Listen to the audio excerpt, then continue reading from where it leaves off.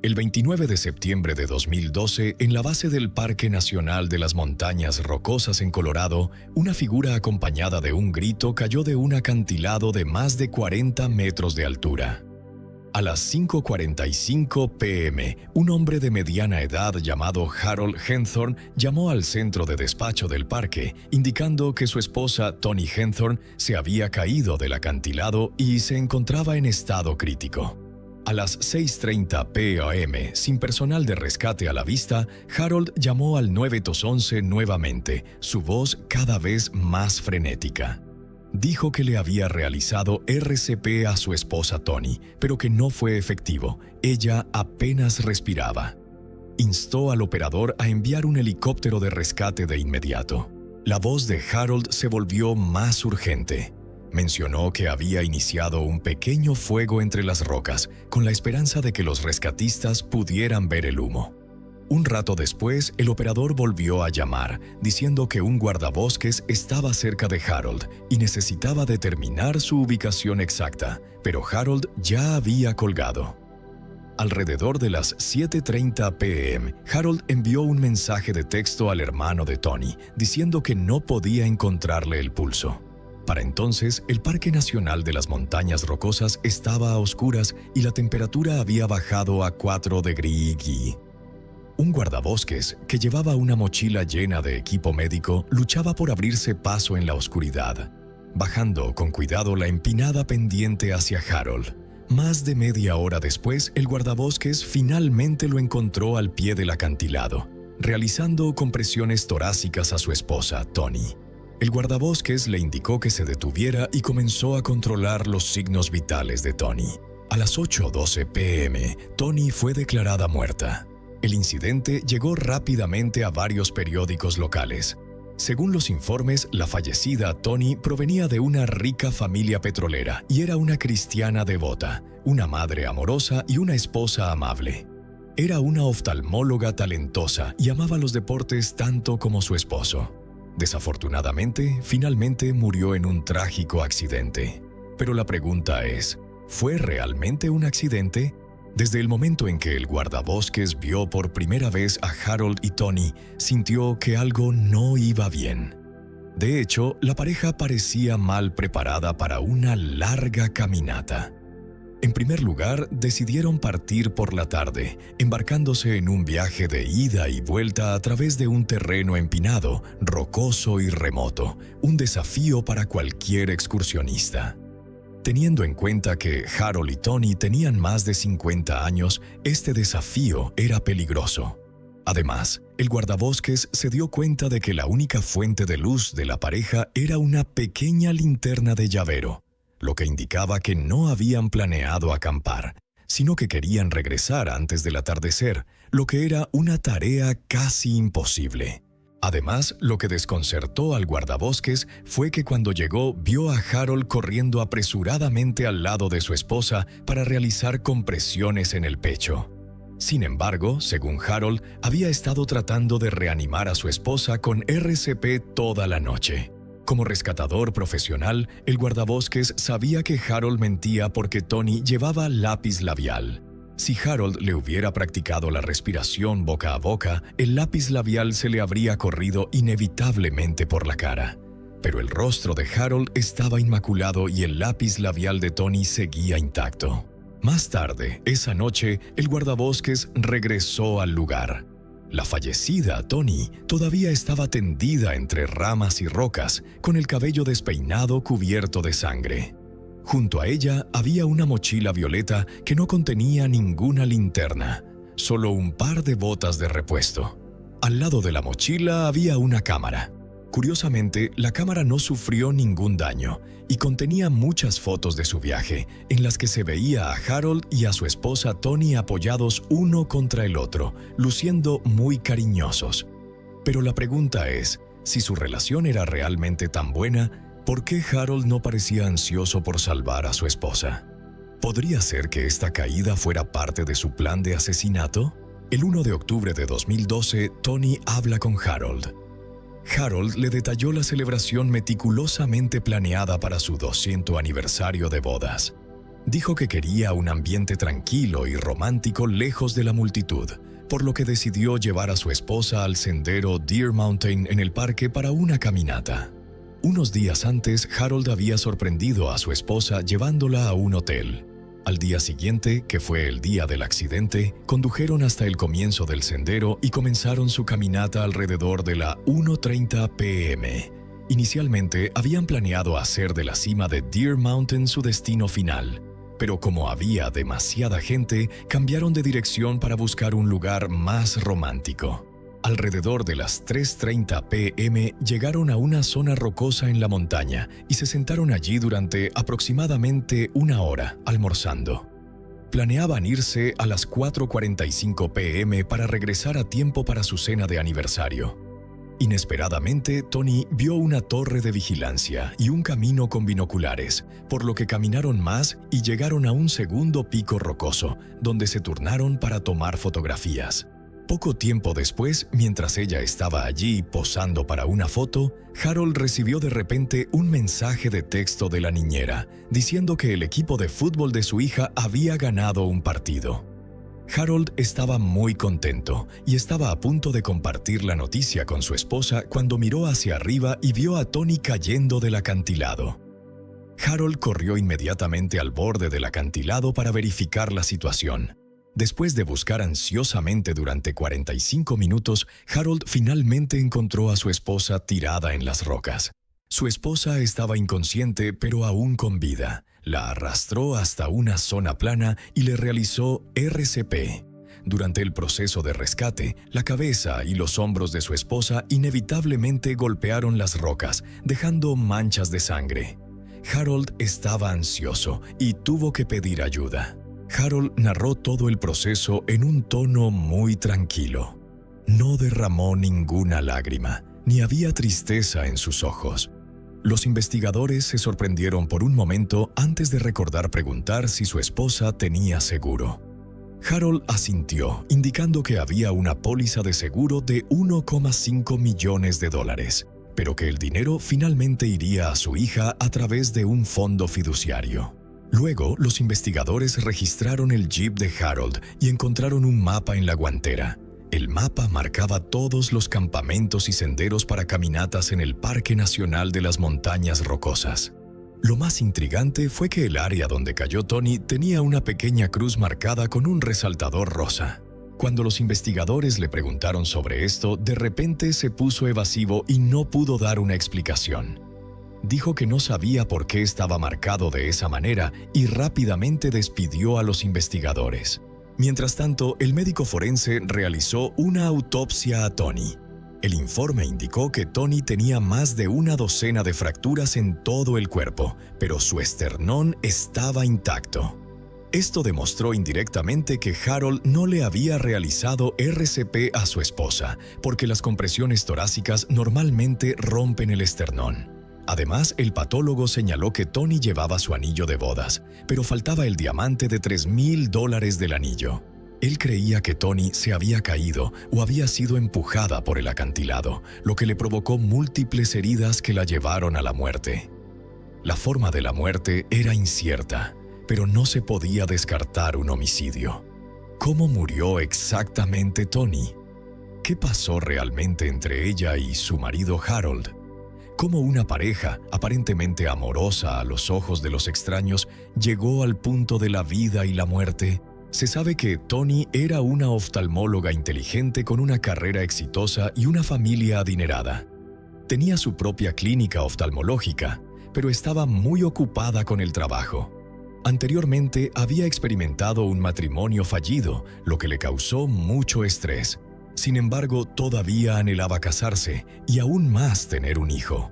Por lo tanto, comenzó a salir a través de un sitio web de búsqueda de pareja. No mucho después, conoció a Harold en línea. El perfil de Harold afirmaba que no solo era un diácono de la iglesia, sino también un geólogo y un exitoso hombre de negocios. Disfrutaba de la música, las películas y las actividades al aire libre como el buceo, el ciclismo y el camping. Los dos salieron durante algunas semanas antes de conocer a los padres de Tony. El padre de la mujer, un empresario exitoso del petróleo y el gas, tenía una excelente impresión de su futuro yerno Harold. Parecía educado, humilde y sincero. Durante la cena mencionó brevemente su trabajo como geólogo, pero sutilmente expresó su preferencia por participar en las actividades de la iglesia y recaudar fondos para ella. La familia de Tony se sintió conmovida por la sinceridad de Harold. Sabían que era viudo, pero por respeto no insistieron en este tema tan delicado ni preguntaron por la causa de la muerte de su esposa anterior. A pesar de saber poco sobre aceptaron que Tony fijara la fecha de la boda para 9 meses más tarde, siguiendo la tradición local. Se suponía que el novio debía pagar la cena de bodas, pero Harold le entregó la cuenta al hermano de Tony, prometiéndole reembolsarle el dinero más tarde. El hermano estaba desconcertado. Si Harold decía ser rico, ¿por qué no pagaba él mismo la cuenta? No obstante, para hacer feliz a su hermana, el hermano pagó. Por supuesto, Harold nunca le reembolsó el dinero. El 30 de septiembre de 2000, Tony y Harold celebraron una gran boda sureña en Mississippi. Durante todo el evento, el hombre exhibió un nivel de control sin precedentes, tratando de manejar todo el ritmo de la boda. Después de la boda, ella se mudó con su nuevo esposo a Denver, porque Harold afirmó ser un hombre muy rico con un negocio en auge allí. En 2002, Tony dejó su ciudad natal para siempre y con Harold compró una casa nueva en un barrio exclusivo de Denver. 3 años después, dio a luz a su hija. La familia de 3 llevó una vida tranquila y feliz hasta 2012, cuando se cayó del acantilado y murió. Fue solo entonces cuando los padres se dieron cuenta de que no sabían nada sobre el negocio de su yerno Harold. De hecho, nunca habían conocido a ninguno de los colegas o clientes de este. Recordaban vagamente que su hija mencionó en una conversación que ella era el principal sostén de la familia, ya que Harold apenas había contribuido económicamente. En aquel momento supusieron que estaba pasando por una crisis empresarial y enviaron algunos cheques a su hija. Pero mirando ahora hacia atrás, ¿era realmente el empresario exitoso que decía ser? Por supuesto que no. Según las investigaciones policiales, Harold no tenía historial laboral y nunca había ganado un centavo. Todos sus gastos provenían de la indemnización de más de $6,000 que recibió tras la muerte de su anterior esposa. Además, según la familia de Tony, era extremadamente controlador. Impedía deliberadamente que ella se pusiera en contacto con su familia. Siempre que llamaban para hablar con Tony, su esposo siempre ponía excusas, diciendo que estaba ocupada o haciéndole poner la llamada en altavoz mientras él escuchaba. Tony a veces discutía con su marido, pero él la amenazaba diciendo: «Si te atreves a decírselo a tus padres, me divorciaré de ti». El divorcio era el punto débil de Tony. No podía soportar la idea de pasar por el dolor de otro divorcio, así que soportó el comportamiento de su marido repetidamente. Pero Harold no parecía dispuesto a dejar que Tony se saliera con la suya. Vale la pena mencionar que Tony sufrió un accidente justo antes de caerse del acantilado. El 28 de mayo de 2011, mientras estaban de vacaciones en un resort, Harold llamó de repente a Tony para que saliera de la cabina. Cuando estaba a punto de irse, se dio cuenta de que algo había caído en la cubierta. Se agachó para mirar y, en ese momento, cayó un gran trozo de madera y le golpeó el cuello. Tony se desplomó inmediatamente, paralizada. Afortunadamente, una ambulancia llegó rápidamente y llevó a Tony al hospital para que la atendieran. Tony estaba aterrorizada. Si no se hubiera agachado, la madera le habría golpeado la cabeza. Tony le contó a su madre este incidente. Su madre estaba muy preocupada y le aconsejó que contratara a un investigador privado para que investigara a Harold, pero Tony se negó. Confiaba completamente en Harold, creyendo que era su marido y que debía confiar en él incondicionalmente. Su madre le dijo más tarde a la policía que, en el momento en que escuchó que su hija se había caído del acantilado, supo que su marido era el responsable. Esto se debió a que, durante los años escolares de Tony, Harold había mostrado tendencias controladoras. Tony era una atleta excepcional en todos los aspectos. Durante una competición deportiva, sufrió una grave lesión de rodilla y se sometió a 2 cirugías. Si Harold realmente amaba a Tony, ¿cómo no podía saber que sus rodillas no podían soportar caminar? En el funeral cambió su historia, afirmando que Tony se cayó accidentalmente mientras tomaba fotografías de pavos salvajes. Mucha gente notó que Harold parecía molesto y estresado después del funeral. Sin embargo, según amigos en común de Harold y Tony, la ansiedad se debía principalmente a la investigación policial sobre la muerte de Tony. Las preocupaciones no eran infundadas. A lo largo de octubre, la policía entrevistó a la familia y amigos de Tony. Un amigo afirmó que a Harold le gustaba controlar a su esposa y se resistía a que tuviera interacciones con otras personas a solas. Siempre que ella salía, él la seguía como una mosca molesta. Para Tony, el único respiro era cuando su marido ocasionalmente realizaba los llamados viajes de negocios a destinos desconocidos. La policía también descubrió que el pago del seguro no era el $1,5 millones que Harold afirmaba. En realidad, había comprado varias pólizas y todos los beneficiarios eran fondos fiduciarios controlados por Harold. El total ascendió a unos $4.7 millones. Si el motivo de Harold era el dinero, entonces la vida de su mujer era claramente más valiosa, ya que el negocio petrolero de su familia era muy lucrativo. Si Tony hubiera heredado la riqueza, habría sido mucho más que unos pocos millones. Al respecto, uno de los amigos de Tony mencionó que un año antes del incidente, durante una reunión, ella parecía extremadamente cansada. Su estado de ánimo estaba bajo, lo que claramente reflejaba un matrimonio infeliz. Les contó a sus amigos que su esposo Harold estaba obsesionado con controlar las finanzas del hogar. Sus conversaciones giraban en torno al dinero y nada más. Harold tenía un control estricto de todas sus finanzas, pasaba los días haciendo cuentas y tratando a Tony como si fuera invisible. Parecía que solo le importaba el dinero y su hija. Las cosas no empezaron a cambiar hasta que el padre de Tony notó que algo no iba bien. Tony tenía algunas acciones en el negocio familiar que producían dividendos mensuales que iban desde $2,000 hasta $4,000, pagados anualmente. 18 meses antes del incidente, ella recibió $302,000 de una demanda relacionada con el lugar turístico. Sin embargo, su padre descubrió que todo ese dinero iba directamente a la cuenta de Harold. Reprendió furiosamente a su hija por no tener su propia cuenta y por no separar sus finanzas de las de su esposo. Después de esto, Tony finalmente abrió su propia cuenta bancaria. A medida que el comportamiento controlador de Harold se volvía cada vez más desenfrenado, Tony llegó a un punto crítico, y el divorcio era el siguiente paso probable. Pero Harold no podía permitirse el lujo de desprenderse de esta vaca lechera fácilmente. Para él, el hecho de que Tony abriera una cuenta bancaria y ahorrara dinero probablemente indicaba su deseo de independencia y una posible partida. Sin embargo, si Tony moría, Harold se beneficiaría directamente del pago del seguro de $4,7 millones. En resumen, según la investigación actual, es muy probable que Tony fuera asesinada. Peor aún, Harold tenía una esposa anterior que había muerto en un accidente automovilístico. Pero, ¿fue su muerte realmente accidental? Volvamos a la noche del 6 de mayo de 1995, a las 10:25 p.m.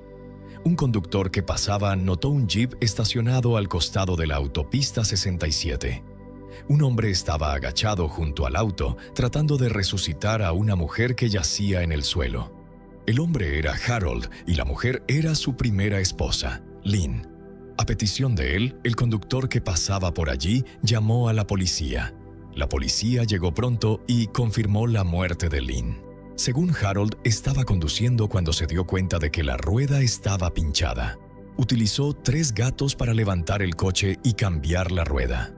Mientras colocaba la rueda pinchada en el coche, de repente oyó a su mujer gritar. Al parecer, vio la llanta rodar debajo del coche y se agachó para recuperarla. En ese momento, el coche se cayó de los gatos y la aplastó. Intentó desesperadamente sacarla y le realizó RCP, pero ya era demasiado tarde.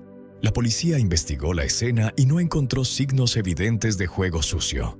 El informe del forense confirmó que Lynn murió por asfixia mecánica secundaria debido a que el coche le cayó encima. El incidente se clasificó como un accidente y nadie sospechó de Harold. Su matrimonio parecía demasiado perfecto y feliz para que alguien pensara lo contrario, incluidos los padres de Lynn, que creían que él era un viudo inocente y afligido. El informe sobre la muerte de Lynn permaneció archivado en los archivos de la policía hasta 17 años después, cuando la segunda esposa del hombre murió al caerse de un acantilado. Esto llevó a la policía a reabrir el caso de Lynn. El hecho de que dos esposas, ambas con importantes pólizas de seguro, murieran en circunstancias inusuales en lugares remotos, con Harold como único testigo, levantó sospechas importantes. Fuentes cercanas al asunto revelan que Harold se casó con su primera esposa, Lynn, en septiembre de 1982 en Colorado. En ese momento, Lynn enseñaba en un centro infantil y él trabajaba a tiempo parcial como consultor mientras cursaba su maestría. Por supuesto, no sabemos si el trabajo de Harold era genuino, pero lo que es seguro es que para los extraños, Lynn y Harold parecían ser una pareja perfecta, una pareja hecha en el cielo. Su único pesar era la falta de hijos. Lynn amaba a los niños y los perseguía en las reuniones familiares, jugando y divirtiéndose con ellos. Justo antes del accidente, le dijo felizmente a su familia que estaba tratando de concebir y creía que pronto tendría su propio hijo. Desafortunadamente, la tragedia golpeó demasiado rápido. En el funeral, la familia de Lynn voló desde todo el país para reunirse alrededor del viudo y consolarlo. Nadie sospechó de él, ya que su dolor parecía tan genuino. El padre de Lynn incluso sostuvo la mano de Harold mientras se sentaban juntos en un banco. Sin embargo, años después, al reflexionar sobre el pasado, la hermana de Lynn recordó de repente que Lynn era una persona muy cautelosa y tímida. ¿Por qué se arrastraría debajo de un jeep sostenido por gatos para recoger un tornillo? Ese comportamiento simplemente no era propio de ella. Unos 4 años después de la muerte de Lynn, Harold comenzó a salir de nuevo con alguien. La familia de Lynn apoyaba plenamente a Harold, con la esperanza de que encontrara a su próxima pareja amada. Así, cuando Harold se casó con Toni, la familia de Lynn lo bendijo sinceramente, alentándolo a encontrar la felicidad. En 2009, cuando la cuñada de Lynn, Grace, se separó de su marido y enfrentó dificultades económicas, Harold le envió generosamente unos cientos de dólares por correo y la animó a ella y a sus hijos a mudarse a Colorado. Grace se sintió profundamente conmovida y le abrió su corazón a Harold como si fuera un verdadero hermano. Le contó su verdadera preocupación por su hija. En consecuencia, Harold le presentó a Grace a un agente de seguros. Confiando plenamente en Harold, Grace, naturalmente, no tuvo reservas sobre la persona que él le recomendó y le proporcionó toda su información personal. Grace incluso firmó con su nombre sin leer el contrato, incluido su número de seguro social, su salario y sus ahorros. En los días siguientes, Harold siguió ayudando económicamente a Grace, prestándole $600 al mes y enviando a su hija a clases de interpretación cristianas. Aunque Grace estaba agradecida por la ayuda de Harold, poco a poco fue desarrollando una fuerte sensación de malestar. Cada vez que rechazaba las peticiones o sugerencias de Harold, él decía sarcásticamente: «Eres una persona realmente desagradecida». Harold intentaba controlar su vida, pero afortunadamente Grace pronto encontró un trabajo y canceló la póliza de seguro que había firmado. Un día, 2 agentes de policía llamaron a la puerta de Grace para informarle de que su póliza nunca había sido cancelada. Harold había estado falsificando su firma para pagar las primas. Lo más importante es que la póliza de $4,000 indicaba a Harold como beneficiario, no a los hijos de Grace. Grace se sintió invadida por un sudor frío cuando finalmente entendió por qué él siempre la había invitado a vivir cerca, porque probablemente ella sería su próximo objetivo de asesinato. En 2013, la policía volvió a ponerse en contacto con un testigo del caso del accidente de coche. El testigo tenía una memoria excelente y le dijo a la policía que recordaba claramente que Harold había dicho que no sabía cómo cambiar un neumático después del incidente, lo cual era completamente diferente de sus declaraciones anteriores a la policía. Los investigadores recrearon el escenario de Lynn siendo aplastado por el automóvil y notaron que la tuerca que Lynn tenía la intención de recoger tenía múltiples facetas y no podía rodar muy lejos debajo del jeep. En otras palabras, alguien definitivamente había arrojado la tuerca a propósito. Luego, la policía utilizó un gato similar para levantar el jeep e intentó arrojar varios neumáticos al asiento trasero del jeep.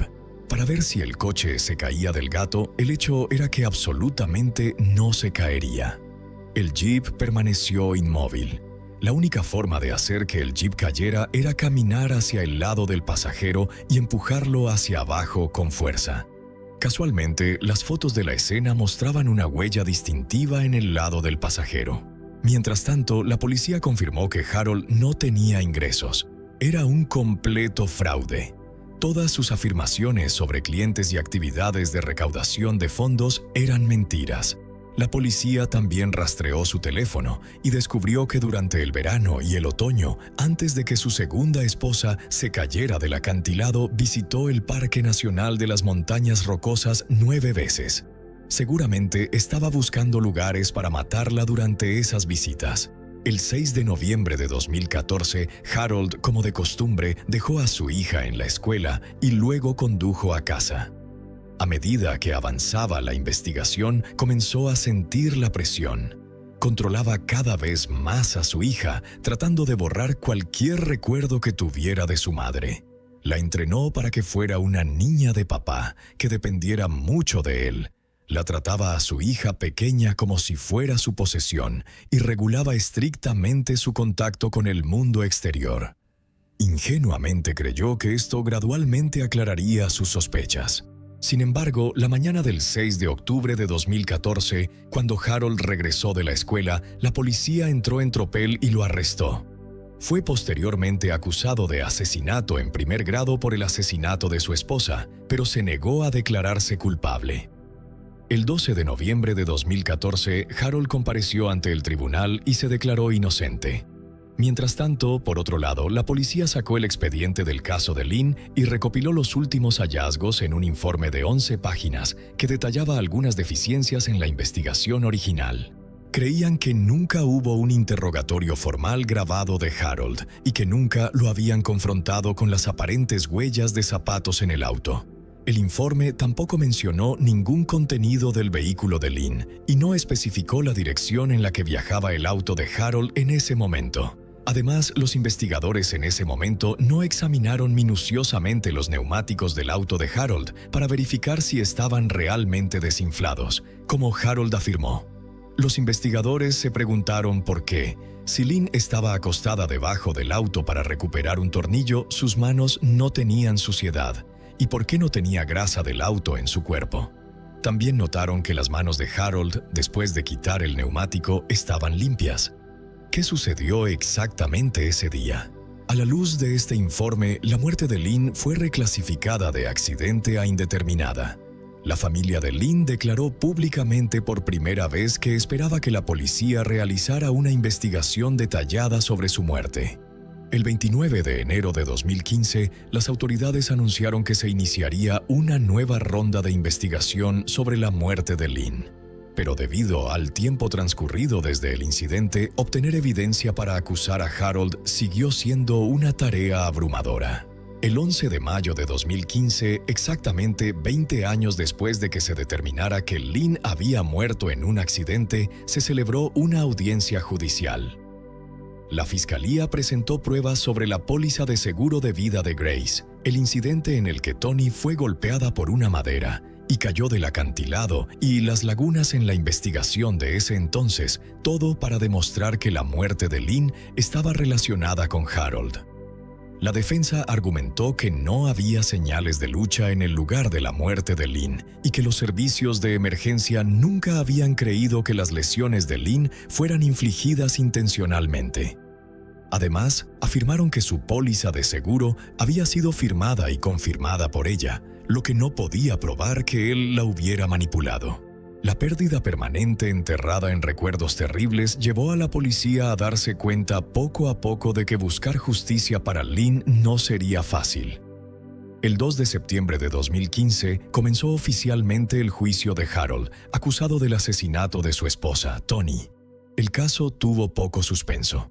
La policía presentó fotos de la escena del crimen y del cuerpo de Toni, contando las mentiras de Harold sobre el trabajo y otros asuntos, incluida su afirmación de que estaba tratando de salvar a su esposa, a pesar de que su lápiz labial se encontró completamente intacto. La fiscalía argumentó que Harold había proporcionado muchos relatos contradictorios de los eventos que rodearon la caída de Toni. A veces afirmó que caminaba detrás de su esposa. Otras veces dijo que estaba jugando con su cámara o teléfono. La evidencia demostró que eran mentiras. La cámara había sufrido daños mínimos, lo que sugiere que Harold había mostrado deliberadamente las fotos para retratar una relación matrimonial perfecta con Toni. Además, cuando ella se cayó, no pudo haber estado leyendo el mensaje de texto enviado por la niñera sobre la victoria de su hija en una competencia porque el mensaje fue recibido a las 5:54 p.m. y un minuto después, Harold estaba al lado del cuerpo de Toni, pidiendo ayuda. La policía recordó al jurado que Harold no pidió ayuda desde lo alto del acantilado. En cambio, después de presenciar a su esposa caer al fondo, empacó su bolso tranquilamente, bajó caminando lentamente y solo comenzó a hacer la llamada después de sacarla a rastras del montón de rocas. Cuando la policía guió a Harold para realizar la RCP, Toni probablemente ya llevaba muerta más de una hora. La policía mostró una foto de la escena que revelaba manchas de sangre en las rocas, lo que fue suficiente para indicar que cuando Toni se cayó y sufrió heridas graves, Harold no la levantó ni la movió. En cambio, tiró de sus pies o piernas. Arrastrarla por las rocas le provocó un traumatismo grave en la cabeza. Además, durante la llamada telefónica con la policía, mencionó que su esposa se había caído y había sufrido una conmoción cerebral. Parecía más preocupado por cuándo sería rescatado por la policía que por la salud de su esposa. Luego inventó numerosas historias sobre la muerte de su esposa, sin mostrar remordimiento, porque hacía tiempo que planeaba matarla. Después del funeral, rápidamente obtuvo el teléfono de su esposa, hackeó su computadora y presentó una reclamación al seguro. Harold era insensible y codicioso, tal como lo había sido con su primera esposa, Lynn. La prominente marca del acantilado en el mapa era evidencia suficiente para indicar que se trataba de un asesinato premeditado. El 2 de septiembre de 2015, alrededor de las 3 p.m., después de 3 días de deliberación, el jurado llegó a un veredicto, declarando a Harold culpable de asesinato en primer grado. El 8 de diciembre de 2015 fue sentenciado a cadena perpetua sin posibilidad de libertad condicional. Posteriormente apeló, pero le fue denegada y sigue encarcelado. A menos que ocurra un giro inesperado de los acontecimientos, pasará el resto de su vida en prisión. Lisa, de mediana edad, tuvo un accidente en casa. Cuando la encontraron, estaba en el sótano con su equipo de gimnasia, con una barra presionando sobre su cuello. Su esposo, Scott, rápidamente llamó al 911. Estaba extremadamente ansioso y no podía esperar al equipo de rescate. Llevó a su esposa al coche e intentó ir corriendo al centro de emergencia. Al final, Lisa no sobrevivió. Cuando la policía comenzó su investigación del incidente, todas las sospechas apuntaban hacia una persona. El informe forense reveló algunos resultados inusuales. Aunque se explicaron estas preguntas, todo el incidente parecía hacerse más complejo. Años después, el caso fue concluido, pero algunos todavía creían que la evidencia existente no podía soportar el escrutinio y requería un examen más profundo. Nacida en 1973, Lisa Diane Young era una persona vivaz desde muy joven. Era una persona amable y creativa que trabajaba duro y tenía objetivos de vida claros. Cuando Lisa, de 20 años, descubrió que estaba embarazada, su relación con su novio era inestable. Sin embargo, Lisa decidió dar a luz a su hijo, Dylan. Los días siguientes demostraron que, independientemente de si el padre de Dylan estaba involucrado en su crianza, Lisa siempre fue la madre más calificada. Después de romper con su novio, la joven Lisa se convirtió en madre soltera. Una noche en abril de 1995, ella y su hermana Christine acordaron ir a un bar local. Este era un gran club nocturno ubicado en Fort Wayne, Indiana. Lisa notó a un tipo alto y guapo. Era muy musculoso y atractivo. Por supuesto, el joven inmediatamente se dio cuenta de la hermosa Lisa. Durante su conversación, ella se enteró de que su nombre era Scott Pattison, unos años mayor que ella. Lisa pasó toda la noche bailando y charlando con Scott. Al final de la fiesta, Scott le puso una tarjeta con su número de teléfono en la mano. De camino a casa, le mostró la tarjeta a su hermana Cristina y mencionó que este hombre se parecía mucho a la estrella de Hollywood Jean-Claude Van Damme. Scott era un entrenador de fitness. Las hermanas bromeaban en el coche, diciendo que parecía que a Lisa le gustaban los hombres musculosos. Era solo una broma en ese momento. Ninguna de las hermanas pensó que hubiera más historia entre ellas. Sin embargo, un año después, en agosto de 1996, Lisa y Scott caminaron por el pasillo para sorpresa de todos. La madre de Lisa recordó que la boda de su hija fue muy hermosa. Como se mencionó anteriormente, Lisa era infinitamente creativa, y ella personalmente trajo su creatividad a su boda. Ese día, como una princesa en un cuento de hadas, Lisa llegó a su boda en un carruaje blanco mientras el novio Scott esperaba en el lugar con una máscara de bestia. Toda la boda estuvo llena de diversión, e incluso mucho tiempo después de la boda, la gente todavía hablaba con entusiasmo sobre ese viaje aventurero. La hermana de Lisa confesó que a la mayoría de la familia no le gustaba Scott, pero Lisa estaba muy feliz. Dylan ahora tenía un padre y su vida después era muy feliz. Durante la siguiente década, Scott jugó el papel de un padre y Dylan obedientemente llamó a Scott su padre. Además de ser un entrenador de fitness, Scott también se hizo pasar por la estrella de acción de Hollywood Jean-Claude Van Damme, una estrella de las artes marciales de Bélgica famosa en los años 90. Scott, aprovechando su parecido con Jean-Claude Van Damme, realizó espectáculos por todas partes y obtuvo un ingreso considerable. Sin embargo, después de casarse, abandonó su carrera de imitador y se estableció con su esposa en Indiana, donde comenzaron su propia compañía de techos. Ella también se desempeñó como gerente de marketing de la compañía. Además, era un miembro de negocios de un centro comercial en Indiana y participó activamente en las actividades de la iglesia. Debido a su situación financiera cómoda, desarrolló muchos pasatiempos, como la pintura y la artesanía. Para los forasteros, esta familia parecía perfecta. Por un capricho durante unas vacaciones, la pareja compró una gran casa en un país de América del Sur, ubicado en la región del Caribe. A menudo invitaban a amigos para celebrar exquisitas fiestas temáticas. Los amigos describieron a Scott como una persona muy interesante que siempre llevaba las fiestas al siguiente nivel. Su hijastro, Dylan, mencionó que Scott era alguien que quería hacer todo más grande y mejor. Además, Scott y Lisa eran muy conscientes de la salud y orientados a la aptitud. Scott, en particular, prestó mucha atención a su apariencia. Comían muy saludables e incluso convirtieron su sótano en un gimnasio, que incluía una sala dedicada a equipos de levantamiento de pesas, una lujosa cinta de correr e incluso un dispositivo de luz ultravioleta para broncearse. En la tarde del 2 de julio de 2009, alrededor de las 12:14, Scott llamó frenéticamente al 911. Le dijo al operador que al llegar a casa encontró a Lisa atrapada en el gimnasio de la casa. Estaba tumbada en el banco de pesas con una barra de 105 libras en la garganta. Su cara era pálida y sus brazos colgaban por los lados. Scott corrió rápidamente hacia su esposa. Intentó la RCP, pero no fue efectiva. Así que decidió poner a su esposa en el asiento trasero de su camión y conducir directamente al hospital. Mientras tanto, llamó al 911 para pedir ayuda. El operador le informó que los servicios de emergencia lo interceptarían en el camino, pero él insistió en que no era necesario y que conduciría directamente al hospital.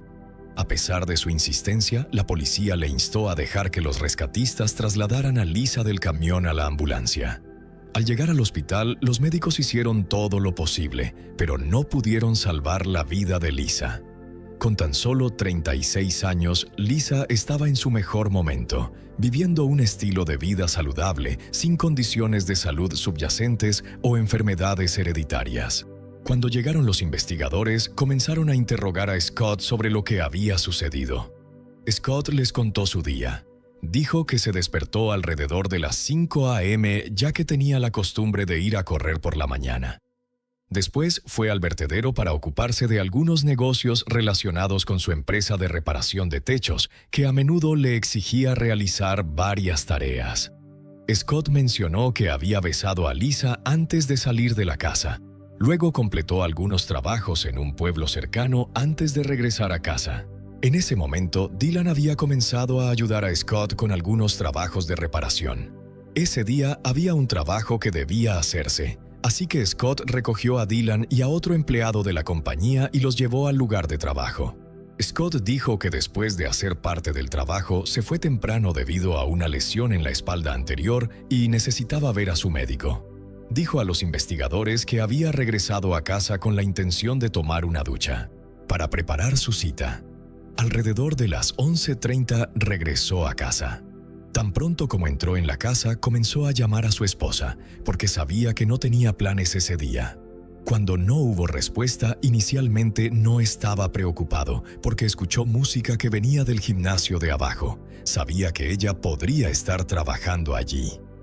Scott se quedó arriba durante unos 10 a 15 minutos antes de bajar a ver cómo estaba Lisa.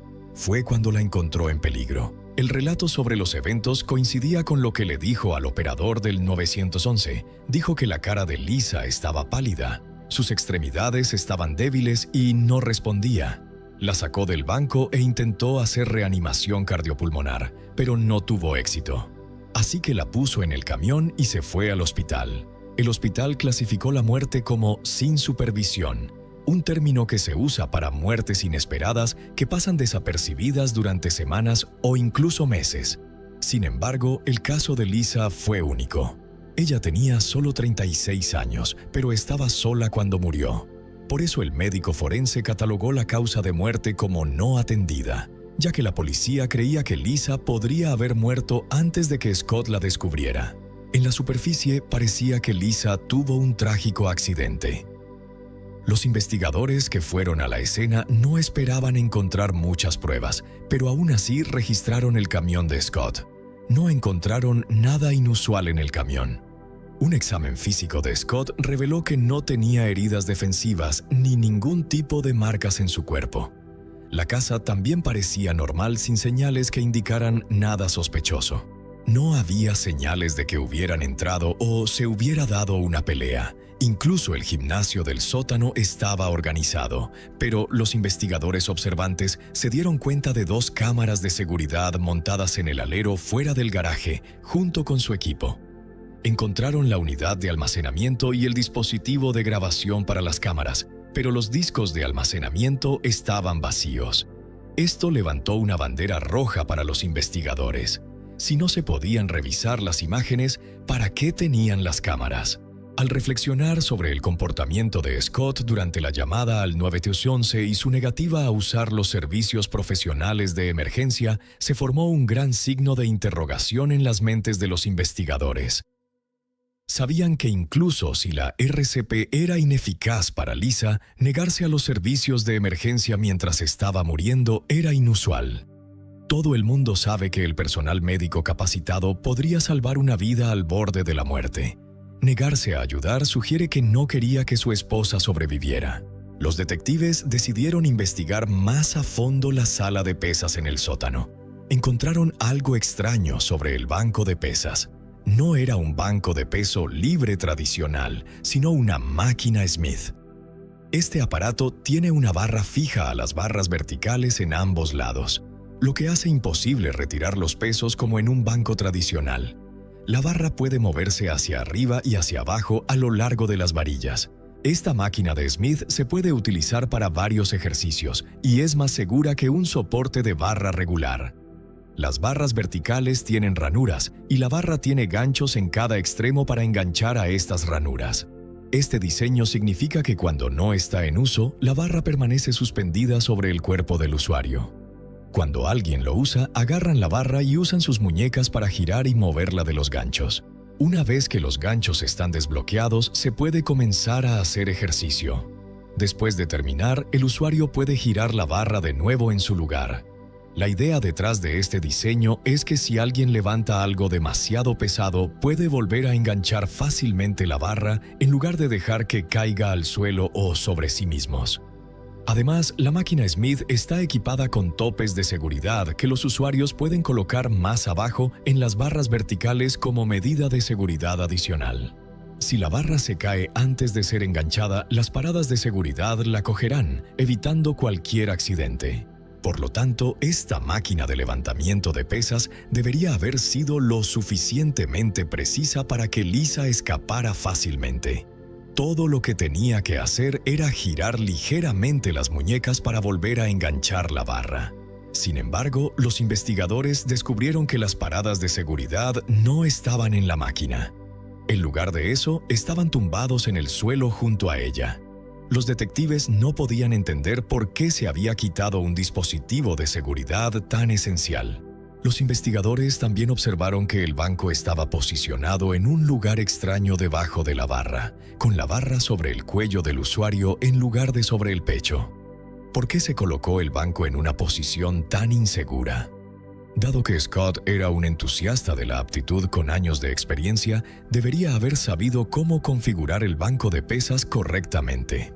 Los expertos concluyeron que Lisa no estaba usando la máquina, pero fue asesinada. El hijo de Lisa, Dylan, se quedó perplejo al enterarse de la muerte de su madre. No creía que la encontraran en el banco de pesas. Les dijo a los investigadores que solo había visto a su madre usarlo una vez y que fue con la ayuda de Scott. Dylan dijo que estaba presente en el momento y su madre había dicho que solo quería probarlo. Además, los amigos y la familia de Lisa encontraron la situación extraña porque sabían que ella prefería el ejercicio aeróbico. Un viejo amigo incluso dijo a los investigadores que Lisa tenía una vieja lesión en el cuello, lo que le impedía levantar algo demasiado pesado. Mencionó que una Navidad ella no podía colgar decoraciones en el árbol, así que nunca intentaría levantar un peso de 105 libras. Siguiendo esta pista, los detectives decidieron profundizar. Descubrieron que en los meses previos a la muerte de Lisa, hubo una llamada a la policía desde su casa. En ese momento, Scott y Lisa tenían una disputa doméstica. Cuando llegó la policía, se dieron cuenta de que era solo una discusión acalorada. También hubo un informe de 2001, poco más de 3 años después del matrimonio, en el que alguien llamó al 911 diciendo que Scott había exigido matar a su esposa Lisa inmediatamente. Aunque esta persona ignoró la solicitud, alertaron a las autoridades porque Scott parecía muy serio. Cuando fue interrogado por la policía, Scott afirmó que él y su esposa nunca tuvieron problemas. Sin embargo, su declaración al operador del 911 mientras conducía hacia el hospital, refiriéndose a su esposa como un cuerpo en el asiento trasero, fue difícil de explicar. Scott le había dicho al operador del 911 que Lisa no estaba muerta. Entonces, ¿por qué se refirió a ella como un cuerpo antes de que ella hubiera fallecido? Aunque ella ya había muerto, llamar a su esposa de 13 años un cuerpo era muy inusual. Todo esto indicaba que probablemente había problemas en el matrimonio. Como era de esperar, la gente se enteró de que la relación entre ellos era muy problemática. Scott finalmente admitió a los detectives que había estado engañando a Lisa y había estado involucrado durante años con una mujer casada llamada Stacy Henderson. El marido de Stacy era un oficial de la ley local y trabajaba en la oficina del alcalde. Lisa solo había descubierto la aventura de su marido unos meses antes del incidente. Sin embargo, Scott afirmó que después de que Lisa se enteró de la aventura, dejó de engañar. Inicialmente había sugerido el divorcio, pero finalmente se reconciliaron. Pronto surgieron pruebas que apoyaban la situación de aquel entonces. El médico forense publicó un informe detallado que decía que Lisa tenía moretones en el cuello y los hombros, lo cual coincidía con la historia de Scott. Determinaron que Lisa había muerto por asfixia, pero la información publicada después fue sorprendente. El médico forense encontró que la obstrucción del suministro de aire a Lisa no fue repentina sino gradual, como si algo pesado hubiera estado presionando sobre ella. Imagínese que una barra cayera de repente sobre el cuello de alguien y rápidamente causara asfixia y probablemente lesiones graves en la garganta, el cuello y la columna vertebral. Sin embargo, el área del cuello de Lisa no mostró signos de fracturas y su espalda estaba intacta. El médico examinador incluso consideró la posibilidad de un ataque cardíaco repentino, pero eso fue descartado. Lisa, de 36 años, no tuvo problemas de salud repentinos. Sin embargo, el forense encontró numerosas petequias en su cuello, espalda y parte superior de la espalda. Cuando alguien está gravemente herido, los capilares pueden romperse, causando que la sangre suba a la superficie de la piel. Los expertos concluyeron que si la barra hubiera caído sobre ella, habrían esperado ver estas petequias en el cuello de Lisa. Era normal ver estas petequias en su cuello, pero verlas en otras partes de su cuerpo era inexplicable. El forense especuló que alguien había trepado al cuerpo de Lisa, empujándola con fuerza. Esto causaría tensión en todo su cuerpo, no solo en el cuello. Dada la información del forense y las declaraciones controvertidas de Scott, se convirtió en el principal sospechoso en el caso. Los detectives descartaron la muerte de Lisa como un accidente y comenzaron a investigar más a su marido, Scott. Las personas que conocen a la pareja señalaron que Lisa de repente levantar pesas era muy extraño. Aunque ella estaba muy en forma, nunca habían oído hablar de su levantamiento de pesas. Muchos de los amigos y familiares de Lisa también mencionaron que a pesar de que Lisa y Scott estuvieron juntos durante unos 14 años, su familia nunca realmente le gustó Scott. La hermana mayor de Lisa, Christine, dijo a la policía que sentían que Scott era muy duro con el hijo de Lisa, Dylan. Una vez, Dylan olvidó recoger el correo del buzón por la tarde, y Scott le hizo salir en ropa interior para recibir el correo esa noche. Era invierno y hacía mucho frío afuera.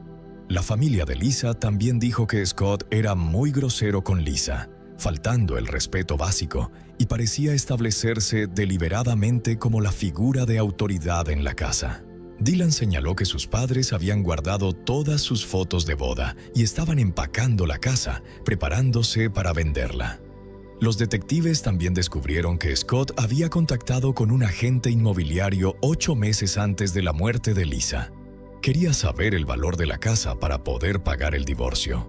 Los detectives se dieron cuenta de que Scott no solo estaba preocupado por pagar a abogados de divorcio, sino también preocupado de que, si se separaban, Lisa obtendría una parte de su negocio. En febrero de 2009, unos meses antes del suceso, Scott le dijo a un amigo de su esposa que bajo ninguna circunstancia le pasaría su negocio. Las cosas se hicieron cada vez más claras. Scott estaba realmente muy preocupado por el dinero. La hermana de Lisa, Christine, que también era su asesora financiera, le dijo a la policía que no hace mucho tiempo, Lisa la había visitado específicamente. Lisa dijo que su matrimonio con Scott había terminado y quería eliminar el nombre de Scott de su póliza de seguro de vida de $450,000. Lisa quería asegurarse de que si algo le pasaba, el dinero iría a su hijo, Dylan. Christine preparó todos los documentos y se los envió a Lisa para que los firmara. Sin embargo, Lisa nunca firmó esos documentos. El día después de la muerte de Lisa, sus colegas celebraron un servicio conmemorativo para ella en el centro comercial donde trabajaba. Durante el evento, Scott sacó a Christine a un lado y le preguntó si Lisa había firmado los documentos para cambiar su póliza de seguro de vida. Cuando se enteró de que Lisa no había firmado los documentos, Scott pareció aliviado. Sin embargo, Christine también se preguntó cómo Scott sabía de las intenciones de Lisa para los cambios. Como asesora financiera, Christine era muy consciente de la situación financiera de la familia. Ella dijo a los investigadores que Scott siempre había sido casual con el dinero, gastándolo en lujos y artículos innecesarios. Durante varios años había estado retirando grandes sumas de dinero de su cuenta de jubilación e incluso tomó dinero de la cuenta de jubilación de Lisa sin su conocimiento. Después del incidente, Scott actuó muy extraño, mostrando poca emoción. La madre de Lisa dijo a los investigadores que el comportamiento de su nuero era inquietante. Cuando él llamó para informarles del accidente, dijo fríamente: «Tienes que ir a un hospital general. Anunciaron que tu hija estaba muerta». Y luego colgó el teléfono. La madre, ahogándose lágrimas durante una entrevista, dijo: «Después de 14 años, incluso criar un gatito o un cachorro no sería tan frío». En contraste con su indiferencia hacia su esposa, la relación de Scott con su amante era apasionada. Su relación romántica había durado varios años. Scott había expresado su amor por Stacy a diferentes amigos en múltiples ocasiones. Dijo que un día vivirían juntos como una pareja casada. Solía visitar a Stacy en su trabajo, y si no podía encontrarla en la oficina, seguía llamándola, lleno de ira. Incluso le dijo a uno de los colegas de Stacy que la amaba y que dejaría a su esposa actual por ella. Parecía que Scott ni siquiera se molestaba en ocultar su relación romántica de su esposa. En la sala de interrogatorios, Stacy dijo a los investigadores que ella y Scott seguían juntos e incluso habían hablado por teléfono el día del incidente. Mencionó que después de que Lisa y Scott tuvieran su primera discusión sobre la aventura, habían cortado el contacto por un tiempo, pero no sabía cómo Scott arregló su matrimonio unos meses después. Sin embargo, Lisa seguía sospechando de Scott. Incluso le dijo a un amigo que había instalado un rastreador en el ordenador de Scott. Aunque todas las pruebas apuntaban a Scott, sugiriendo que podría haber asesinado a su esposa para proteger sus bienes, los detectives todavía sentían que no tenían suficientes pruebas para arrestarlo. El 15 de julio de 2009, los frustrados investigadores recibieron una nueva pista de un empleado de una empresa de seguridad local. Llamó a la policía y dijo que su empresa había instalado 2 cámaras de seguridad en la casa de Scott. Scott acababa de llamarlos para preguntar sobre algunos problemas con su sistema de seguridad en el hogar, mencionando específicamente si era posible eliminar grabaciones del sistema. Los detectives informaron a la persona que llamó que ya habían comprobado el sistema de seguridad del hogar de Scott y encontraron que los discos de grabación colocados en el garaje estaban vacíos, lo que significa que las cámaras no habían capturado ninguna imagen. Aún así, el empleado en el teléfono dijo que esto no era importante porque incluso si los dispositivos físicos no grababan nada mientras las cámaras estaban encendidas, aún recibirían una señal. Por lo tanto, no se perdió información de ese día. También mencionaron que fue la inusual solicitud de Scott para eliminar el material de archivo lo que había levantado las sospechas de la compañía, lo que los llevó a denunciarlo a la policía. La policía solicitó rápidamente una orden de registro. Como era de esperar, el contenido de las grabaciones se convirtió en evidencia crucial en la corte más tarde. Scott dijo a los investigadores que había ido al vertedero alrededor de las 5 a.m., regresó a las 6:30 a.m. para recoger a Dylan y otro empleado y los llevó al lugar de trabajo. Luego afirmó haber regresado a su casa alrededor de las 11:30 a.m. Pero el material de la cámara de seguridad contó una historia completamente diferente. El video estaba en color y muy claro, lo que facilita la identificación de las personas en la grabación. La cámara proporcionó una vista panorámica de la entrada de Scott, mostrándolo saliendo a las 5 a.m. y volviendo 1 hora y media más tarde para recoger a Dylan y otro empleado. Hasta ahora, todo se ha alineado con lo contado anterior. Las imágenes posteriores mostraron que Scott regresó a casa a las 8:32 a.m. Su figura apareció en la grabación de nuevo a las 10 a.m., momento en el que se había cambiado de ropa y fue visto de pie en la entrada hablando por teléfono. Luego entró y salió de la casa varias veces, una vez a las 9:56, otra a las 10:03 a.m. y otra a las 10:07 a.m. Claramente estuvo al teléfono con alguien todo el tiempo. A las 11:38, Scott apareció en cámara de nuevo, pero esta vez se había cambiado a su ropa de trabajo, que era idéntica a la que llevaba esa mañana. A las 12:10 metió su camión en el garaje y luego condujo al hospital con su esposa. Esta era precisamente la prueba que necesitaba la policía. El 28 de septiembre de 2009, casi 3 meses después del asesinato de Lisa, su marido Scott fue arrestado. Estuvo en la cárcel del condado esperando juicio. Se negó la fianza a Scott y su juicio fue fijado para 2010. La fiscalía sabía que tenían que hacer su caso convincente, pero la evidencia contra Scott aún parecía circunstancial. Ni siquiera las imágenes de la cámara de seguridad pudieron probar definitivamente que había cometido un acto violento.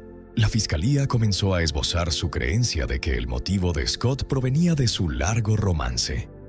Él quería un divorcio, pero estaba preocupado por la carga financiera.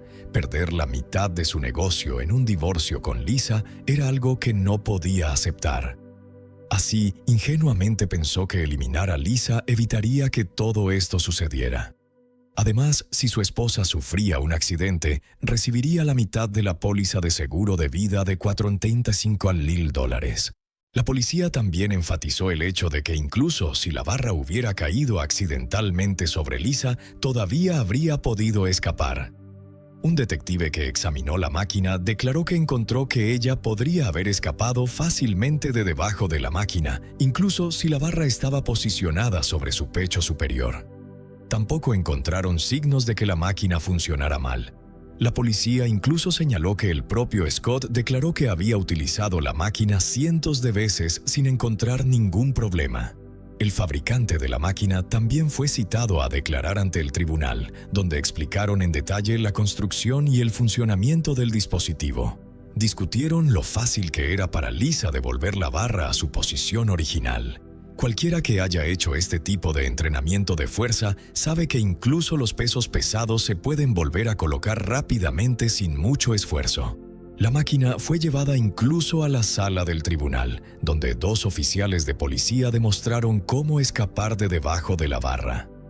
Scott testificó en su defensa que se sentía nervioso durante el interrogatorio inicial, sabiendo que como marido de ella sería visto como el principal sospechoso, lo que le llevó al pánico y a mentir.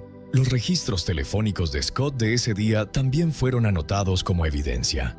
Las imágenes de vigilancia mostraron a Scott caminando por la casa mientras hablaba con alguien, y los registros telefónicos revelaron que estaba hablando con su amante, Stacy. Ese día, ellos intercambiaron 130 mensajes. Justo antes de llamar al 911, le envió a Stacy un mensaje diciendo 911 mientras iba camino al hospital con Lisa.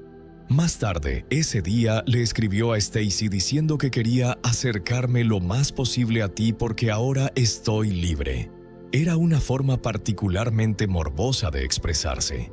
La fiscalía argumentó que la relación de Scott y Stacy no se había visto disminuida por el incidente. Incluso después del arresto de Scott, mantuvieron una conexión muy cercana. La persona que retransmitía mensajes entre los dos no era otra que la madre y la hermana de Scott. Algunos argumentaron que Stacy era responsable de la muerte de Lisa, pero las pruebas en su contra eran meramente especulativas, sin prueba alguna de su participación. La fiscalía también señaló que las lesiones de Lisa no coincidían con el relato de Scott. Si la barra hubiera caído sobre Lisa, habría sufrido heridas graves, ya que el cuello es una de las partes más vulnerables del cuerpo humano. El experto forense declaró que Lisa había sido aplastada durante aproximadamente 2 o 3 horas antes de ser llevada al hospital. La defensa respondió afirmando que gran parte de las pruebas eran circunstanciales y que no había evidencia directa que mostrara que él la hubiera asesinado. Solo porque Scott pudiera haber estado en la casa no significa que él fuera el asesino. El abogado también sugirió que Lisa podría haber estado abajo escuchando música y que Scott podría haber estado trabajando arriba sin darse cuenta de que su esposa estaba en peligro. Afirmaron que la relación de Scott con Stacy era simplemente un romance fugaz, y sus conversaciones e intercambios de texto eran simplemente expresiones normales de preocupación por el otro. Stacy incluso testificó en la corte que ella no había tomado la relación seriamente. La defensa presentó un caso de muerte que había ocurrido en una máquina Smith hace poco. Un joven de Iowa había sufrido un accidente mortal mientras usaba el mismo tipo de equipo debido a la asfixia. Argumentaron que los detalles de ese incidente eran muy similares a lo que le había pasado a Lisa. La defensa incluso contrató a su propio experto forense, quien declaró que Lisa podría haber experimentado el mismo tipo de accidente. Además, la defensa presentó un informe toxicológico que muestra que el medicamento específico para perder peso en el sistema de Lisa era más de 3 veces la dosis normal, una sustancia que podría causar problemas cardíacos. Después de que la fiscalía y la defensa hicieran sus declaraciones respectivas, las opiniones del jurado se dividieron. 7 jurados creyeron que Scott era culpable, mientras que 5 lo hallaron no culpable. Aquellos que pensaban que era culpable argumentaban que sus mentiras demostraban su culpabilidad, mientras que otros sostenían que las mentiras simplemente indicaban que él era un mentiroso, pero no necesariamente lo hacían el asesino. Cuando la deliberación llegó a un punto muerto, una jurada cuya altura y peso eran similares a los de Lisa solicitó volver a examinar la máquina Smith. Después de experimentar la configuración ella misma mientras estaba sentada en el banco, la jurada creyó que incluso con la barra de 105 libras en su lugar, podía escapar fácilmente de debajo en cuestión de segundos. Pero cuando alguien se subió encima de ella, ese fue el único caso en que no pudo liberarse. Después de esta demostración, los 5 jurados restantes quedaron totalmente convencidos de la culpabilidad de Scott. Posteriormente fue sentenciado a 60 años de prisión. Después de salir de la sala del tribunal, la familia de Lisa expresó su felicidad, sintiendo que se había hecho justicia.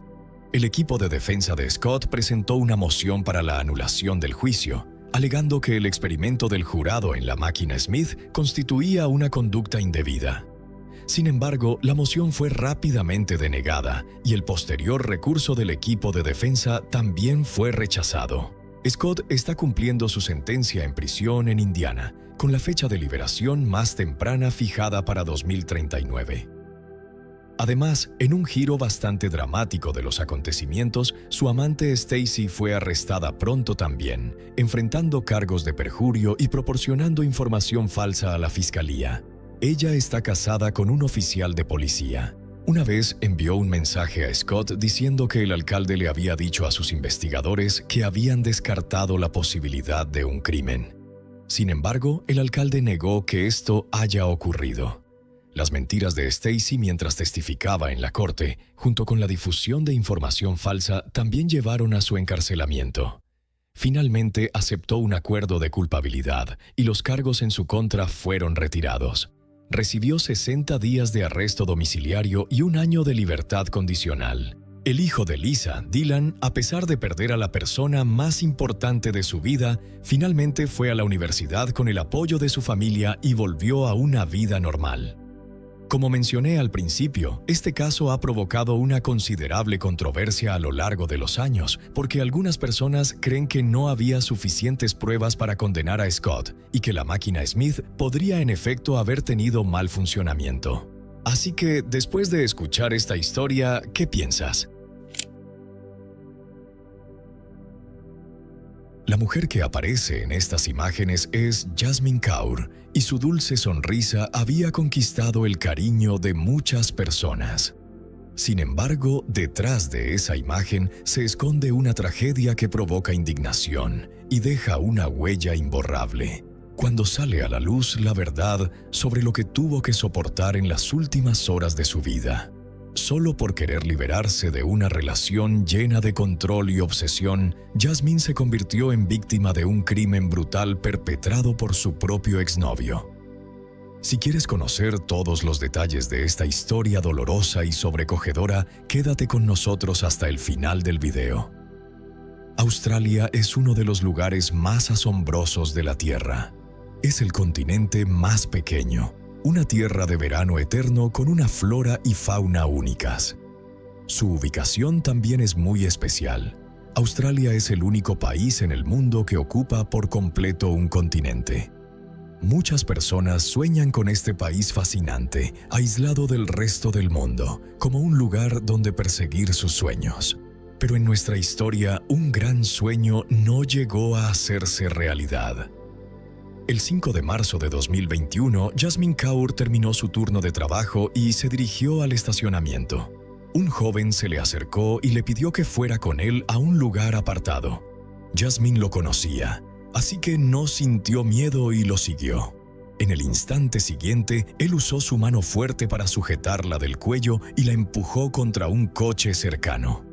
Jasmine forcejeó, intentó gritar y pidió que la soltara, pero la presión asfixiante en su cuello cortó el flujo de oxígeno, dejándola sin fuerzas. El secuestrador la metió en el vehículo, se sentó rápidamente al volante y condujo lejos. Jasmine, de 18 años, había llegado a Australia desde India para perseguir su sueño. Tras la trágica muerte de su padre, soñaba con convertirse en enfermera para ayudar a los demás.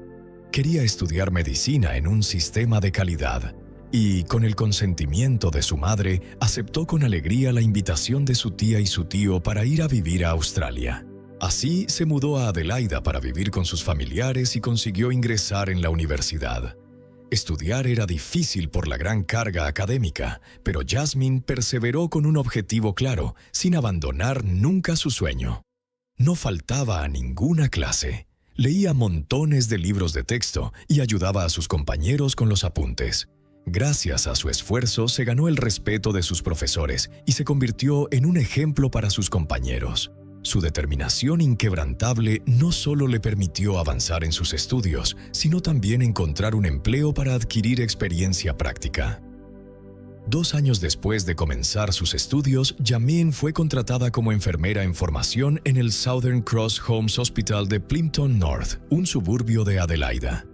En un evento social de la universidad, Jasmine conoció a Tariq Jot Singh. Los dos se hicieron cercanos rápidamente, pues ambos eran de India y tenían mucho de qué hablar. Tariq Jot Singh provenía de una familia india común.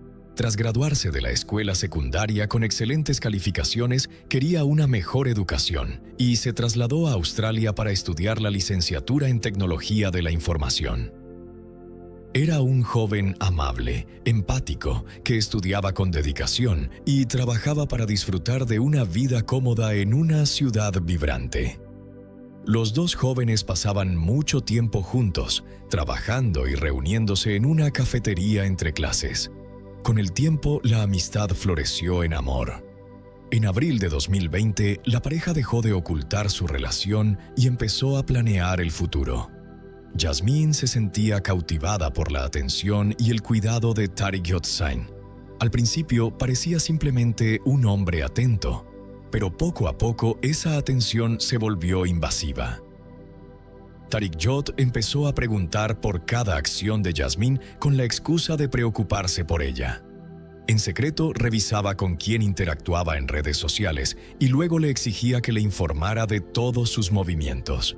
Jasmine sentía que el comportamiento de Tariq Jot Singh traspasaba todos los límites, pero cada vez él lograba convencerla de que ese control solo nacía del amor y la preocupación.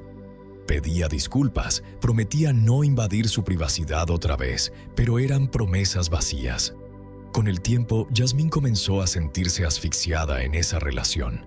Él se oponía ferozmente a que tuviera contacto con su familia y amigos, lo que le causaba un profundo dolor. Finalmente, tomó una decisión importante: terminar la relación y liberarse de la presión. Con el apoyo de su familia, Jasmine le comunicó a Tariq Jot que quería romper. Él se enfureció, gritó, la insultó y amenazó con vengarse de su familia. Exhausta mentalmente, Jasmine pidió permiso en el trabajo y volvió a India para estar con su madre. Pero ni siquiera allí Tariq Jot la dejó en paz. Desde la distancia recurrió a tácticas de acoso psicológico y la amenazó con suicidarse. En una ocasión, para llamar la atención de su exnovia, ingirió varias tabletas de somníferos, grabó un video y se lo envió a Jasmine con la esperanza de despertar su compasión. Sin embargo, el plan tuvo el efecto contrario. En lugar de hacer que ella volviera, él terminó hospitalizado. Tras recuperarse, Tariq Jot regresó a su trabajo y estudios. Parecía que había aceptado la ruptura y empezado una nueva vida sin Yasmín. Pero el 6 de marzo de 2021, Yasmín no se presentó en su trabajo. Al caer la noche, un coche atravesó la ciudad a gran velocidad, evitando hábilmente las cámaras de vigilancia. Después de una hora conduciendo, el vehículo se detuvo. El joven bajó y ayudó a la chica a salir. Ella estaba débil por la falta prolongada de oxígeno. Fríamente, él sacó cinta adhesiva y un cable del maletero. Sin decir una palabra, con brutalidad descarada, le cubrió la boca y los ojos con la cinta, haciendo que las pestañas se pegaran y que la piel fina de su rostro se irritara al contacto. Luego le ató las manos a la espalda. Yasmín se retorcía de miedo. Sin tener a dónde huir, él la empujó y, cuando cayó al suelo, también le ató las piernas con ese mismo cable. La víctima gimió y se retorció sobre el camino polvoriento. Su largo cabello negro estaba enmarañado, su ropa cubierta de suciedad. Después de atarle las piernas, él la agarró del cabello y, con un corte rápido, le hizo una incisión en la garganta. La víctima quedó en silencio, metió el cuchillo en el bolsillo y, con total tranquilidad, levantó el cuerpo inerte de la joven del suelo, la colocó en el maletero y cerró la tapa. Encendió un cigarrillo, dio unas cuantas caladas antes de volver al asiento del conductor para seguir conduciendo. Manejando durante toda la tarde y la noche, solo se detuvo en la madrugada siguiente, en Death's Peak. El hombre cavó una tumba poco profunda. Sacó a la víctima del maletero y la colocó en el hoyo. Así, la joven fue enterrada viva por su propio secuestrador, aunque aún seguía con vida. Sus ojos no podían ver el horror de aquella situación. Yaciendo en la fría tierra, tratando de respirar, sus fosas nasales se llenaron de arena fina. El peso del suelo sobre su cuerpo le impedía moverse. El miedo y la absoluta impotencia invadieron su mente. Solo pudo gemir suavemente antes de caer en un sueño eterno. Tan simple y tan fácil para alguien que se arroga el derecho de decidir el destino de otra persona. Pero el mal debe y será castigado. El 6 de marzo de 2021, Yasmín Kaur no se presentó a trabajar en el asilo Southern Cross Care en North Plimpton, donde ejercía como enfermera sin previo aviso. Su supervisora contactó con la familia ese mismo día. Se la declaró desaparecida y comenzó la búsqueda. Las grabaciones de las cámaras de seguridad de esa noche fueron revisadas, pero no revelaron nada útil para encontrarla.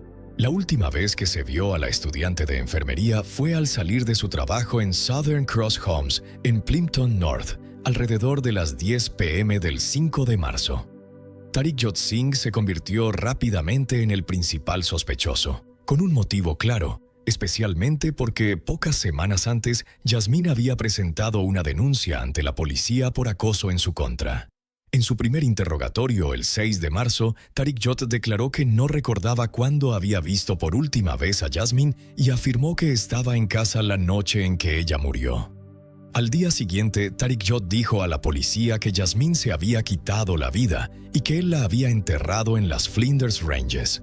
Llevó a los agentes hasta el lugar del entierro, donde encontraron zapatos, gafas y la tarjeta de identificación de Yasmín en un contenedor de basura, junto con bridas plásticas.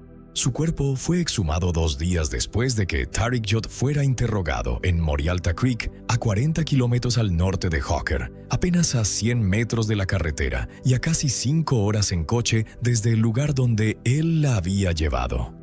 Tariqjot Singh fue arrestado y quedó detenido a la espera de juicio. Los investigadores determinaron que, en los días previos a la desaparición de Yasmín, él había planeado meticulosamente el secuestro y asesinato. Descubrieron que el mismo día del secuestro, Tariqjot compró bridas plásticas, cinta adhesiva y cuerda en una ferretería. En el registro de su vivienda, la policía halló múltiples tarjetas SIM y teléfonos, prueba de que había ideado un plan para crear coartadas, incluso cambiando de SIM para aparentar un falso paradero. La noche del crimen, Tariqjot cambió de coche con un vecino y le pidió que cubriera su turno de trabajo, para luego conducir hasta el asilo donde trabajaba Yasmín. Al principio fue acusado de no informar una muerte al forense, pero luego el cargo se elevó a homicidio. El hombre de 21 años, residente de Kilburn Park, fue acusado de asesinar a Jasmine Kaur, también de 21 años, después de que su cuerpo fuera hallado enterrado en Morialta Creek. Tariq Jod compareció por primera vez mediante videoconferencia ante el Tribunal de Primera Instancia de Port Augusta el 9 de marzo, donde el juez Gregory Fisher ordenó mantener en reserva su nombre y su imagen durante 30 días. En julio de 2021 comenzó la audiencia por el caso de Jasmine Kaur, bajo la presidencia del juez Adam Kimber en el Tribunal Supremo. Allí se reveló que Tariq Jod estaba en Australia con una visa de estudiante y que había sido internado brevemente en un hospital psiquiátrico ese mismo año.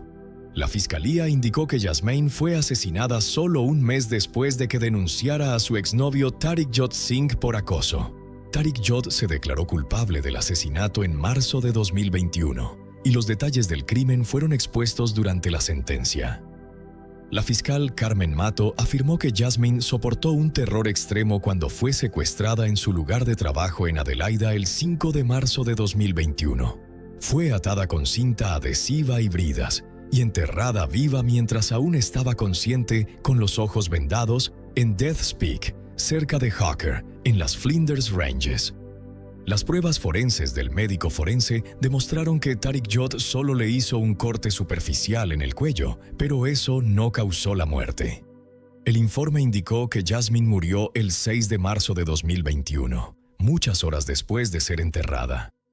En la sentencia, la fiscal describió que Jasmine fue plenamente consciente de su desesperada situación y soportó un horror indescriptible. Mato también señaló que el acto fue cruel y le provocó un sufrimiento prolongado. No se sabe con certeza cuándo se produjo el corte en el cuello, cuándo ni cómo fue llevada a la tumba, o en qué momento fue cubierta con tierra. Solo se sabe, según la acusación, que todo ocurrió mientras aún estaba viva y siendo preparada para ser enterrada.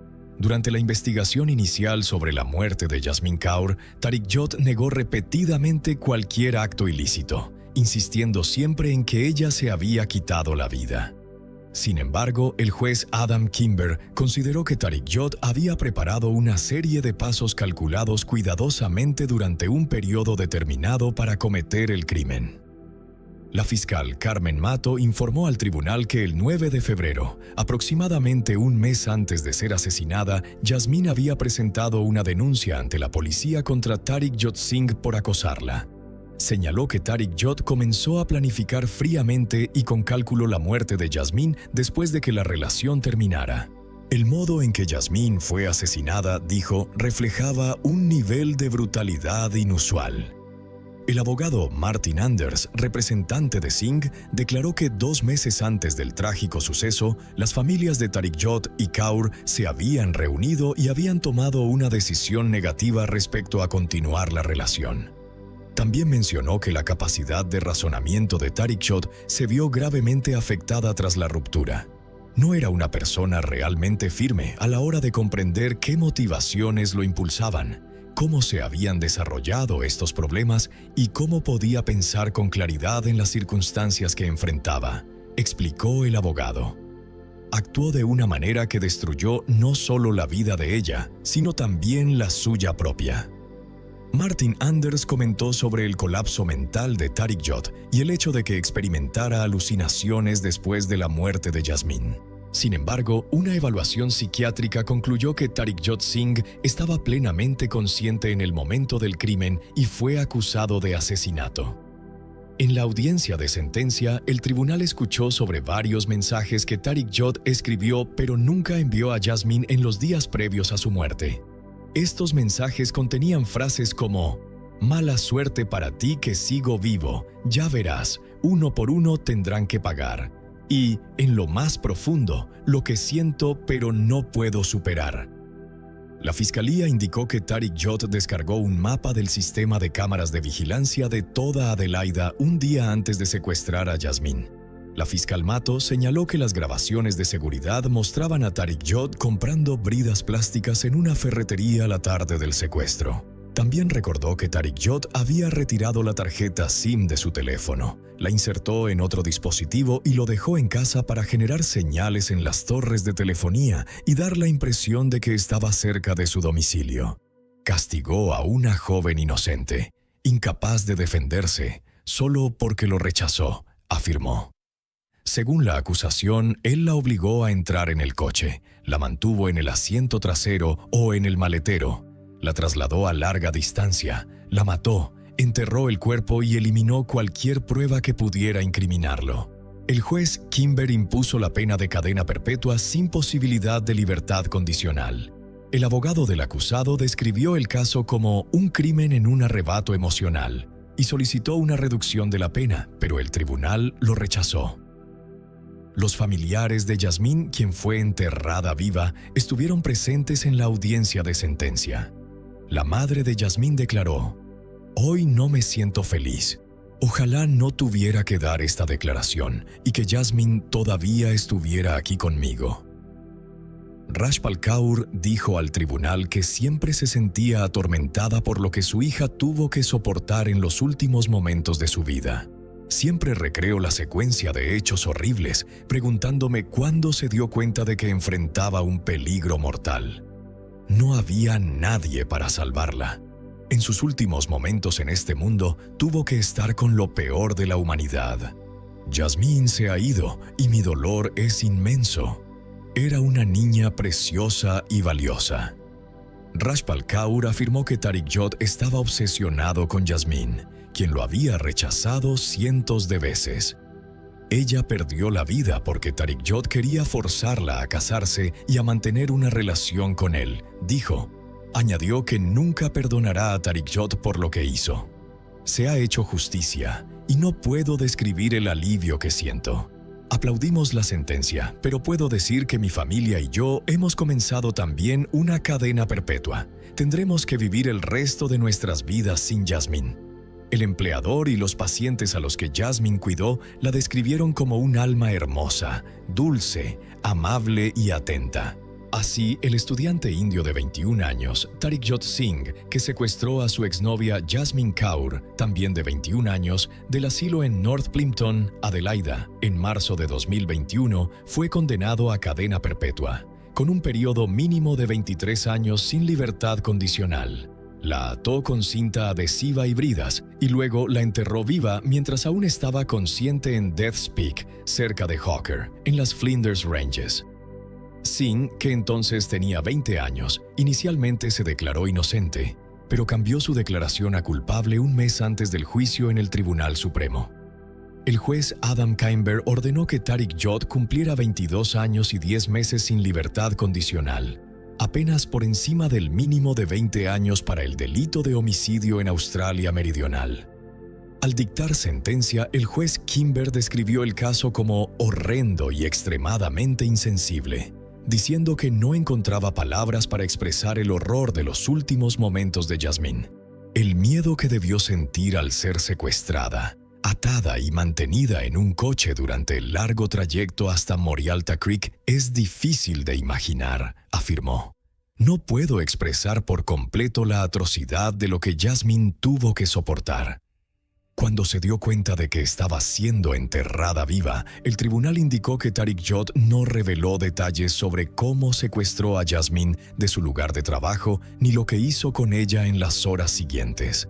Sin embargo, el juez Kimber afirmó que había pruebas claras de que ella sufrió enormemente y fue obligada a soportar un largo trayecto en coche estando atada y amordazada. Tras dictar sentencia, el juez Adam Kimber dejó claro que se trataba de un crimen planificado con antelación y que Tariq Yot había tomado múltiples medidas para ocultar su atroz conducta. La magnitud del crimen que cometiste debía de ser evidente para ti, dijo el juez. Tuviste tiempo para reflexionar, tiempo para abandonar el plan, pero seguiste adelante y le arrebataste la vida a Yasmín. El juez Adam Kimber le dijo a Tariq Yot que estaba completamente convencido de que el delincuente solo se preocupaba por sí mismo. Quitaste la vida de Yasmín para castigarla por no querer continuar la relación contigo y por haber acudido a la policía, afirmó. La policía ya había advertido a Tariq Jot por acoso a principios de febrero de 2021, menos de un mes antes de que se produjera el crimen. En la audiencia de sentencia, el tribunal escuchó que Tariq Jot había escrito numerosos mensajes para Yasmine en los días previos a su muerte, pero nunca los envió. En el juicio se leyó una declaración que Yasmine había entregado a la policía solo 5 semanas antes de morir, describiendo en detalle cómo este hombre extremadamente posesivo la seguía por la calle y en su lugar de trabajo. En la declaración, firmada el 28 de enero de 2021, Yasmine relató que había mantenido una relación controladora con Tariq Jot durante unos 9 meses. Era excesivamente posesivo y quería controlar con quién pasaba mi tiempo, señalaba el documento publicado por el Tribunal Supremo. Yasmine explicó a la policía que puso fin a la relación el 4 de enero de 2021, pero Tariq Jot reaccionó con furia, diciéndole que debía quedarse con él o, de lo contrario, intentaría suicidarse. Contó que, durante la relación, Tariq Jot a veces se enfurecía si ella planeaba salir con amigos y la llamaba para exigirle que volviera a casa de inmediato. Singh, ciudadano indio que había viajado a Australia para estudiar tecnología de la información en una universidad y también trabajaba en un asilo, probablemente será deportado cuando quede en libertad. Tariq Jot Singh tendrá alrededor de 40 años cuando pueda solicitar la libertad condicional en enero de 2044. Yasmine Kaur se convirtió en una víctima más del terror ejercido por un hombre. Tariq Jot Singh, el que alguna vez fue el hombre atento, sensible y amable al que ella amó y en quien confió, resultó ser un lobo con piel de cordero. Sus celos patológicos y su inestabilidad emocional le arrebataron la vida. Quien ama de verdad nunca dañará a la persona amada. Estará dispuesto a soportar cualquier dolor por ella. En el caso de Tariq Jot, ninguna respuesta es la correcta. Algunos lo considerarán una afrenta, otros lo verán como debilidad y otros como un enfermo mental. Pero al mirar la historia de Yasmine, cada uno puede aprender, a un alto precio pagado por sus errores, a protegerse a sí mismo y a sus seres queridos para no cometer los mismos errores en el futuro. Solo por celos ciegos y un deseo patológico de posesión, Tariq Jot Singh arrebató la vida de Yasmine Kaur, la joven que alguna vez lo amó y en quien confió, para terminar pagando él mismo con una cadena perpetua, mientras que la familia de la víctima carga para siempre con la condena del dolor. Este caso es una advertencia profunda de que el amor nunca equivale a control, coacción o violencia. Quien realmente ama, protege, nunca daña.